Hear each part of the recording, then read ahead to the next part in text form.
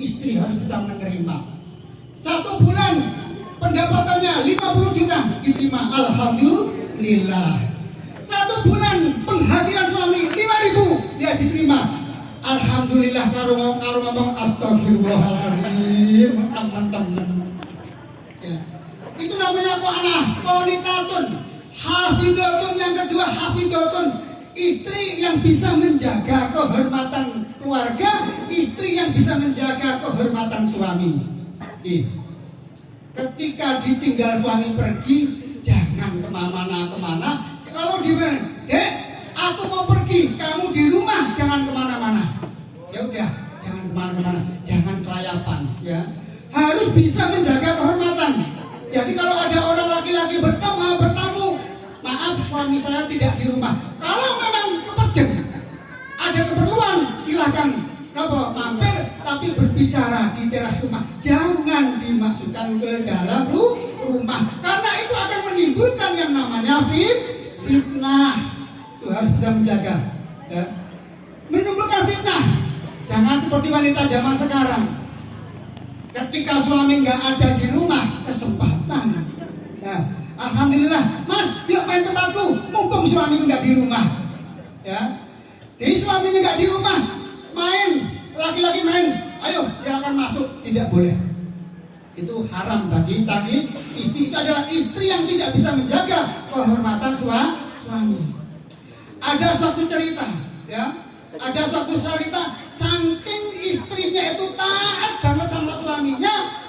Ini ada suatu dua keluarga yang orang tuanya bertempat di lantai pertama, istri anaknya dan suaminya itu bertempat di lantai kedua. Pada suatu saat adiknya laporan sama kakaknya yang habis menikah, aku disuruh bapak mengabari bahwa bapak di bawah itu sedang sakit. Bapak menyebut namamu.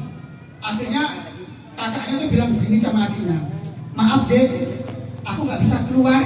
Karena apa? Aku sudah dipeseni suamiku, selama dia pergi aku tidak boleh keluar rumah. Aku tidak boleh keluar rumah. Selang beberapa hari adiknya datang lagi, ayahnya semakin menjadi semakin memelek sakit. Akhirnya sampai singkat cerita, ayahnya bahkan sampai meninggal. Anaknya yang di atas di lantai kedua tidak dapat menengok, tidak dapat menjumpai akhir hayat bapaknya. Kalau bapak ibu pikir itu anak durhaka nggak sih? Anak yang seperti itu durhaka nggak kepada orang tuanya? Ayo, durhaka nggak kira-kira? Kalau pikir kurang ajar nih, sampai bapaknya modar, kok ya orang ngendai, nemen dengan. Tapi itu ada rahasia tersendiri. Di akhirat ternyata ayah sang anak tersebut itu oleh Allah dikehendaki bisa masuk surga. Apa sebabnya? Mendapat berkah anak tersebut saking taatnya kepada suaminya. Ini berkah anak taat kalau suami bisa menyebabkan ayahnya bisa masuk surga. Alhamdulillah. Seperti itu. Kalau dilihat dari mata umum anak itu kurang ajar, tapi secara sirinya ternyata anak itu bisa memasukkan orang tuanya ke dalam surga karena saking taatnya kepada suaminya. Itu dulu. Ya. Mungkin kalau sekarang nggak betah, ya. Sekarang ada yang namanya Android. Kalau seandainya kamu harus sang istri keluar rumah, suami tidak ada di rumah, bagaimana caranya? Nelpon suaminya, Mas, mohon maaf, aku ini terpaksa, aku minta izin ya, mau keluar dulu. Mau beli apa? Bagaimana suaminya? Suaminya mengizinkan apa tidak? Kalau mengizinkan silakan, kalau tidak tetap tidak boleh keluar. Itu kalau kita mengikuti kriteria istri soleha abad. Ya. Tapi kalau memang benar itu bisa dilakukan, fa insya Allah surga jaminannya. Insya Allah surga jaminannya. Ya. Itu yang pertama. Yang kedua, ayyakuna auladuhu solihan wa solihatan. Yang kedua, anak-anaknya diberikan anak yang soleh dan solehah ini. Makanya kalau pengen punya anak soleh dan solehah, yang pertama cetakannya dulu harus bagus. Nggak ada ceritanya batu bata itu persegi 4 nanti jadinya persegi 3, nggak mungkin. Kalau cetakan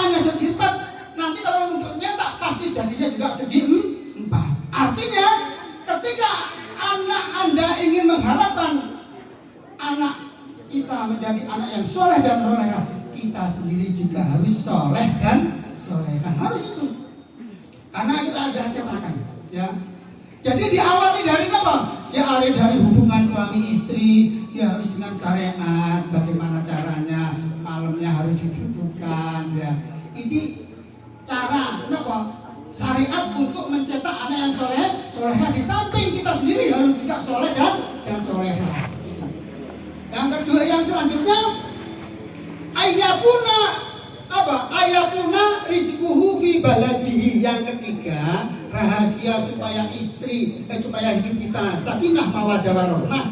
Yang ketiga adalah kalau bisa diusahakan rezekinya dari negaranya sendiri. Artinya kita cari duit nggak usah jadi TKW, nggak usah. Karena kalau jadi TKW, aduh risikonya luar biasa. Bagaimana, Pak? Ya. Istrinya di Arab Saudi, bapaknya di Lampung. Kangenan do video call piye ngambung ra iso. Labine dipepet ning layare. Yo kan enggak penak, enggak marem gitu. Ya. Enggak kurang penak. Satu itu godaan, yang godaannya ya Allah. Satu, suaminya di rumah dapat kiriman transferan 10 juta. Kita apane ya? Apa aku bojo meneh iki? Ini kesempatan banyak kalau kita memang jadi suami yang tidak bertanggung jawab, jadi suami yang tidak solehah. Bisa banyak Pak ceritanya Pak. Bojone kesel-kesel kerja ning Arab, ning omah dienggo rabine. Oke cerita ngoten iki. Itu karena apa? Rezekinya tidak dari negara sendiri Pak. Kestu niku.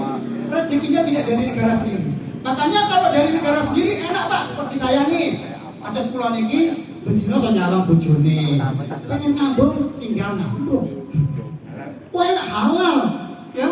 Tapi kalau jauh gimana mau cium, bagaimana arngeloni? Gak bisa. Mau ketemu anaknya tiap hari bisa ketemu, enak. Isu iso nyawang bojone, sore iso nyawang bojone, isu iso nyawang anaknya. Penak lek tiap hari seperti itulah yang bisa menjadikan keluarga kita menjadi keluarga yang sakinah mawaddah warahmah. Rezekinya dari negara sendiri. Istilahnya pulang PP iso campur keluarga nggak saling menjauh. Kalau saling menjauh itu Pak, godaannya yang nggak kuat, imannya kuat, tapi anunya yang nggak kuat. Bukan ini apa ini? Ya. Ini yang menjadi fenomena bagi orang-orang yang saling berjauhan mencari nafkah di negeri orang. Itu kalau Islam memang mengajari kalau bisa diusahakan rezekinya dari negaranya sendiri. Itu yang ketiga. Terus untuk selanjutnya nggak usah panjang lebar Pak ya. Aku juga ingin semua masalahnya. Orang kok ngomong itu, aku barang wis kuwi. Ya, ini alhamdulillah sudah siap, ya, tinggal nunggu Terus pesan saya yang terakhir pada Bu Ana dan Mas Tuju, di mantan anyar ini walaupun mantan lawas tapi mantan anyar Pak, obat dinikahnya ya. Kita sudah tahu semuanya ini adalah dua pasang suami istri yang sudah pernah gagal. Ya, terus terang saja sudah pernah gagal. Ya, kita doakan semoga pasangan ini yang terakhir, ya, yang terakhir jangan sampai gagal di tengah jalan, ya. Jadikan kegagalan sampai yang dulu berumah tangga menjadi pengalaman yang berharga. Jangan sampai terulang lagi. Dulu ada yang melakukan, oh ternyata salah, sekarang melakukan berulang. Nah, dulu saya mencoba seperti ini salah, harus dirubah agar apa? Pengalaman yang pahit tidak akan terulang kembali. Tuh. Nah, Mbak Mas Tuju sekarang sampai menjadi keluarga besar Mas Kulo, Mas Yetno dan Mbak Jamilatun. Yang pertama, ya, saya pernah dinasihati oleh guru saya. Mantan anyar yang pertama yang perlu didahulukan, coba mas kawin ini sebagian disodakokan kepada fakir miskin agar rezeki sampai itu menjadi berkah dan barokah. Ini rahasia, ya.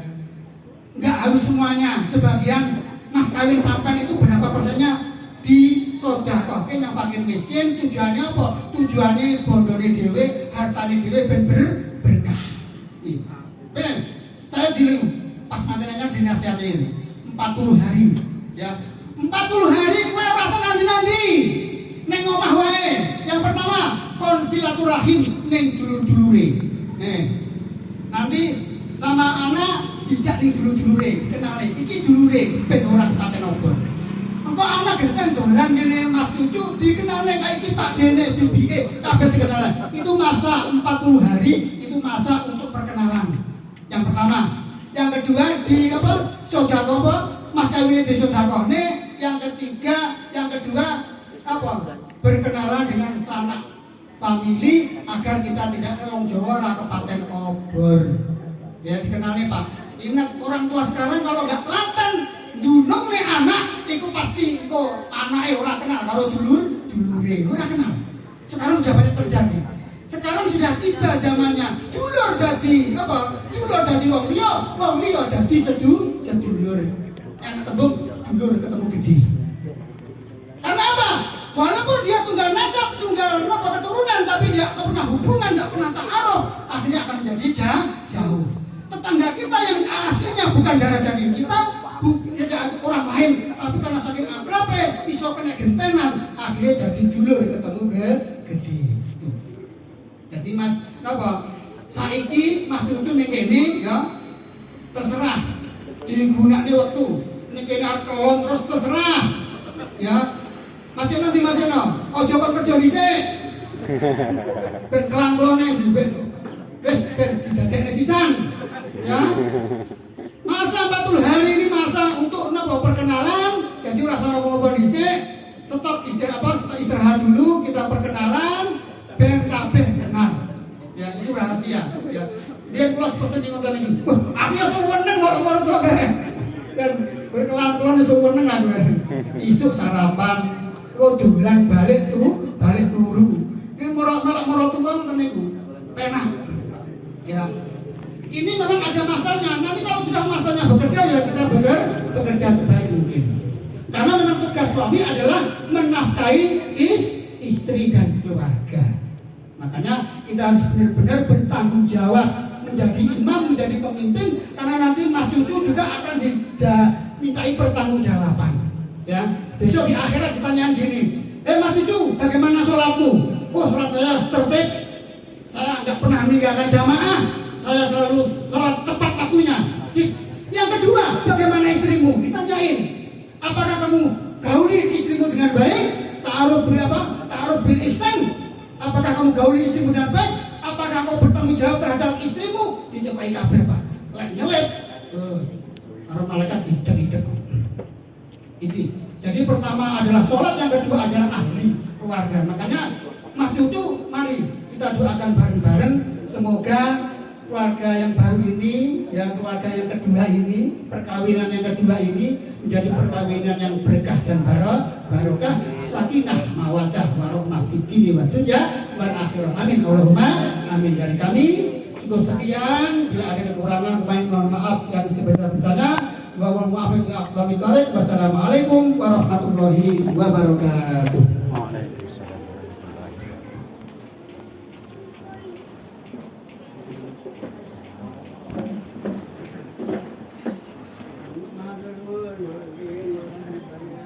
Demikian tadi Mau'izatul Hasanah yang disampaikan oleh Bapak Muhaimin. Mudah-mudahan khususnya bagi kedua mempelai dan umumnya kepada kita semua bisa mengamalkan apa yang telah beliau sampaikan. Amin ya rabbal alamin. Meningkat acara selanjutnya yakni doa yang dalam hal ini akan diimami oleh beliau Bapak Kiai Haji Kohari. Kepada beliau kami haturkan.